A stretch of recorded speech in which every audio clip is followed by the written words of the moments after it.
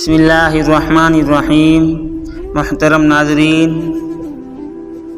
حضرت عبداللہ بن عباس رضی اللہ عنہ سے مروی ہے، فرماتے ہیں کہ حضور نبی کریم صلی اللہ علیہ وسلم نے جب حضرت سیدہ فاطمہ الزہرا رضی اللہ عنہ کا نکاح حضرت سیدنا علی المرتضیٰ رضی اللہ عنہ سے کیا تو حضرت سیدہ فاطمہ الزہرا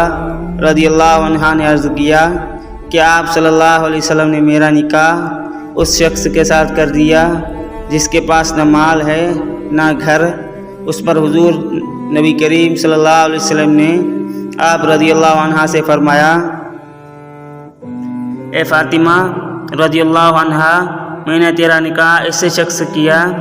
جو مسلمانوں میں علم و فضل کے لحاظ سے سب سے دانا اور بہترین ہے۔ حاکم کی روایت ہے، حضرت ابو ہریرہ رضی اللہ عنہ سے مروی ہے، فرماتے ہیں حضور نبی کریم صلی اللہ علیہ وسلم نے حضرت سیدہ فاطمہ الزہرا رضی اللہ عنہ سے فرمایا، کیا تم اس پر راضی نہیں کہ تمہارا اس نکاح اس کے ساتھ کیا جو ازر و اسلام اولین مسلمانوں میں سے ہے اور علم کے اعتبار سے دانا ہے،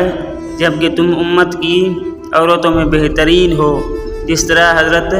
مریم علیہ السلام اپنی قوم میں تھی۔